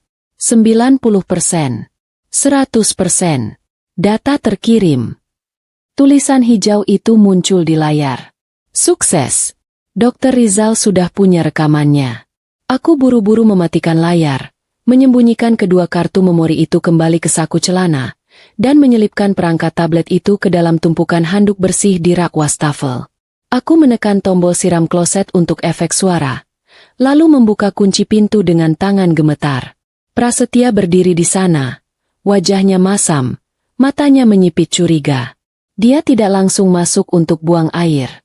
Dia malah menatapku dari ujung rambut sampai ujung kaki, seolah sedang memindai kode batang belanjaan. Kamu ngapain saja di dalam? Kok keringatan begitu? Tanyanya menyelidik. Kan aku bilang perutku mulas. Mas, masuk angin mungkin. Jawabku sambil memegangi perut. Akting sakit perut level Piala Citra. Prasetya mendengus, lalu mendorongku minggir. Dia masuk ke kamar mandi, tapi bukannya menuju kloset. Matanya malah menyapu sekeliling ruangan. Insting pemangsanya menyala. Dia merasa ada yang salah. Matanya menyapu rak sabun, wastafel, lalu berhenti di tumpukan handuk tempat aku menyembunyikan tablet tadi. Sial, ada ujung pelindung tablet yang sedikit menyembul keluar karena aku terburu-buru. Prasetya melangkah mendekati rak handuk itu. Napasku tercekat di tenggorokan. Rasanya seperti menelan batu kerikil. Dia menarik handuk itu kasar. Tablet tua itu jatuh ke lantai dengan bunyi brak yang nyaring. Prasetya menatap benda itu, lalu menatapku. Wajahnya berubah mengerikan. Bukan lagi wajah suami yang galak, tapi wajah pembunuh yang tertangkap basah. Dia memungut benda itu, menyalakannya. Layarnya masih menampilkan aplikasi pelacak Dr. Rizal yang belum sempat kututup sempurna karena panik. Peta lokasi rumah kami terpampang jelas. Apa ini? Desisnya pelan. Suaranya bergetar menahan amarah yang memuncak. Dia membanting tablet itu ke lantai marmer sampai layarnya hancur berkeping-keping. Kamu kerja sama dengan dokter itu ya? Tanyanya, suaranya naik tinggi. Dia melangkah maju, memojokkanku ke dinding kamar mandi yang dingin. Kamu kirim apa ke dia? Jawab. Teriaknya. Tangan kanannya melayang, mencengkeram leherku dengan kuat. Aku terbatuk. Oksigen di paru-paruku menipis seketika. Jawab. Kamu mau menghancurkan saya? Hah? Istri tidak tahu diri. Kamu mau mati kayak Ratna? Iya. Pengakuan itu keluar sendiri dari mulutnya. Di saat nyawaku di ujung tanduk, di saat cengkeramannya semakin kuat mencekik leherku, aku meronta. Kakiku menendang-nendang udara. Mataku menangkap sesuatu di rak kaca di belakang punggung Prasetya.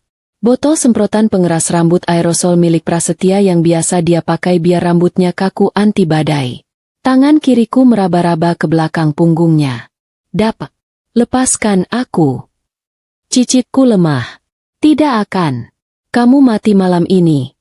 Teriak Prasetya gila. Dengan sisa tenaga terakhir, aku mengarahkan lubang semprotan itu tepat ke mata Prasetya dan menekan tombolnya sekuat tenaga. Cairan kimia pedih itu menyemprot deras langsung ke bola matanya yang terbuka lebar. Prasetya menjerit kesakitan. Refleks tangannya melepaskan leherku untuk menutupi matanya yang perih terbakar. Ah! Mataku. Aku jatuh terduduk di lantai, terbatuk-batuk menghirup udara rakus. Prasetya mundur sempoyongan, menabrak pintu kaca pancuran mandi sampai retak. Dia buta sesaat. Aku teringat kelemahan fisiknya yang lain selain gengsi. Asma. Dia punya asma berat yang kumat kalau emosinya meledak atau kena debu kimia. Aku merangkak cepat keluar dari kamar mandi menuju meja laci tempat dia menyimpan obat-obatannya. Prasetya masih meraung-raung di kamar mandi, tapi suaranya mulai berubah menjadi suara napas yang berbunyi ngik-ngik. Aku mengambil obat semprot napas miliknya dari laci. Benda kecil penyelamat hidupnya ada di tanganku. Prasetya keluar dari kamar mandi dengan merangkak. Matanya merah bengkak, napasnya memburu parah. Dia melihatku memegang obatnya. Dia mengulurkan tangan, menggapai-gapai putus asa. Oh, obat. Suaranya hilang timbul. Aku berdiri tegak menatapnya. Dulu aku pasti akan lari memberikannya sambil menangis khawatir. Tapi malam ini tidak. Aku menendang obat semprot itu jauh-jauh, meluncur di lantai sampai masuk ke kolong lemari yang sempit dan gelap. Ambil sendiri, Mas, kataku dingin. Prasetya menatapku tak percaya. Lalu menatap kolong lemari itu dengan putus asa. Dia mencoba merangkak ke sana, tapi tenaganya habis. Dia jatuh tersungkur di karpet, memegangi dadanya, megap-megap seperti ikan di daratan. Di kejauhan, sayup-sayup aku mendengar suara yang paling indah di dunia. Sirene mobil polisi yang meraung-raung mendekat ke gerbang rumah kami. Sirene mobil polisi yang meraung-raung di depan gerbang rumah rasanya seperti lagu dangdut paling asyik yang pernah kudengar seumur hidup. Bising, heboh, tapi bikin hati ingin joget kegirangan. Di depanku, Prasetya, si tuan besar yang biasanya lebih galak dari anjing penjaga, kini tergeletak tak berdaya di atas karpet bulu impor kesayangannya. Napasnya berbunyi mencicit seperti tikus kejepit pintu. Dadanya naik turun berusaha meraup oksigen yang sepertinya enggan masuk ke paru-paru kotornya. Wajahnya yang bengkak dan merah karena semprotan pengeras rambut tadi membuatnya terlihat seperti badut sirkus yang gagal melakukan atraksi. Aku berdiri di sana, menatapnya tanpa rasa iba sedikit pun. Dulu, melihat dia batuk sedikit saja aku sudah panik membuatkan jahe hangat. Sekarang, rasanya aku ingin mengambil camilan sambil menontonnya megap-megap. Pintu kamar didobrak dengan kasar, menampilkan beberapa polisi berseragam lengkap yang masuk dengan senjata teracung, siap menghadapi penjahat kelas kakap. Di belakang mereka, muncul sosok Dr. Rizal dengan jas putihnya yang berkibar-kibar. Gayanya persis pahlawan kesiangan yang baru datang saat musuh sudah kalah telak. "Jangan tembak. Dia sudah lumpuh," teriakku sambil mengangkat tangan, mencoba terlihat kooperatif biar tidak dikira komplotan penjahat. Para polisi langsung mengamankan ruangan, sementara Dr. Rizal dengan sigap, meski wajahnya terlihat sangat enggan, memeriksa kondisi Prasetya. Sungguh ironis nasib ini, seorang dokter yang adiknya dibunuh oleh orang ini, sekarang justru harus memberikan pertolongan pertama supaya si pembunuh tidak mati sebelum diadili. Beri dia oksigen, jangan sampai mati. Penjara terlalu bagus kalau dia mati sekarang, kata Dr. Rizal dingin pada petugas medis yang menyusul masuk. Setelah napasnya agak teratur berkat bantuan medis darurat, Prasetya langsung diborgol. Melihat tangannya yang biasa dipakai menampar kini terbelenggu besi dingin, rasanya ada kepuasan batin yang tidak bisa dibeli dengan kupon belanja manapun. Dia digotong keluar kamar, melewati meja rias tempat dia biasa mematut diri. Dia menatapku dengan sisa tenaga. Matanya memancarkan kebencian murni. "Kamu, istri durhaka." Desisnya lemah. Aku hanya tersenyum manis. Senyum paling tulus yang pernah kuberikan padanya. "Bukan durhaka, Mas. Cuma mengembalikan apa yang Mas tanam. Anggap saja ini panen raya." Aku berjalan keluar dari kamar itu, melangkah melewati ambang pintu yang selama 5 tahun ini jadi batas penjaraku. Di lantai bawah, Pak Maman dan Mbak Surti berdiri mematung di dekat tangga dengan mulut menganga lebar. Mungkin kaget melihat majikan mereka yang terhormat digelandang polisi seperti maling ayam tertangkap warga. Aku sempatkan berhenti sejenak di depan mereka. "Mbak Surti, tolong sampaikan ke tukang sayur besok. Saya tidak jadi pesan brokoli," kataku santai. Mbak Surti cuma mengangguk kaku. Masih syok berat. Kasihan. Mungkin besok mereka harus cari kerjaan baru. Tapi setidaknya mereka tidak perlu lagi kerja sambil menahan napas takut dimarahi. Hari-hari berikutnya adalah pusaran berita dan pemeriksaan yang melelahkan. Tapi entah kenapa aku tidak merasa capek sama sekali. Rekaman suara Ratna yang berhasil kunggah malam itu menjadi bom nuklir yang menghancurkan seluruh pertahanan hukum Prasetya. Pengacaranya yang mahal itu sampai angkat tangan. Tidak bisa lagi membela klien yang jelas-jelas terekam mengakui pembunuhan dan terdengar sedang menyiksa istrinya sendiri. Ditambah lagi kesaksian Dr. Rizal dan hasil visum badanku yang babak belur. Prasetya tidak punya celah untuk lolos. Citra, suami teladan, yang dia bangun bertahun-tahun runtuh dalam semalam, digantikan dengan gelar baru, monster berwajah malaikat. Kasus kematian Ratna dibuka kembali, dan kali ini, kebenaran tidak bisa dibungkam dengan uang pelicin. Makam Ratna dibongkar untuk otopsi, dan hasilnya membenarkan semua dugaan Dr. Rizal. Ada retakan di tengkorak belakang yang tidak sesuai dengan pola jatuh terpleset, melainkan benturan benda tumpul. Sidang putusan Prasetya menjadi tontonan paling ramai di pengadilan. Saat hakim mengetuk palu memvonisnya penjara seumur hidup, Dr. Rizal menangis di kursi pengunjung. Dia memeluk erat. Bukan pelukan romantis, tapi pelukan dua orang prajurit yang selamat dari perang mematikan. Terima kasih, Kirana. Kamu nekat, gila, tapi terima kasih, bisiknya. Aku tertawa kecil sambil menghapus air mata. Sama-sama, Dok. Tapi jangan harap saya mau dirawat di rumah sakit dokter lagi ya. Trauma bawa obatnya. 6 bulan berlalu sejak malam penangkapan itu. Dan hidupku berubah 180 derajat. Sekarang aku tinggal di sebuah rumah kontrakan kecil di pinggiran kota. Temboknya agak mengelupas di bagian bawah, dan atapnya bocor sedikit kalau hujan deras. Jauh sekali dari kemewahan rumah gedung neraka milik Prasetya. Tidak ada lantai marmer yang dingin, tidak ada lampu kristal yang silau, dan tentu saja tidak ada AC sentral yang bikin masuk angin. Tapi tahukah kalian? Tidur di kasur busa tipis di lantai kontrakan ini rasanya jauh lebih nyenyak daripada tidur di kasur raja seharga mobil itu. Aku membuka usaha catering kecil-kecilan, memasak untuk pesanan kantor dan acara syukuran. Ternyata bakat memasakku yang dulu sering dicela Prasetya. Katanya kurang asin lah, keasinan lah, kurang estetik lah, malah laku keras di lidah orang normal.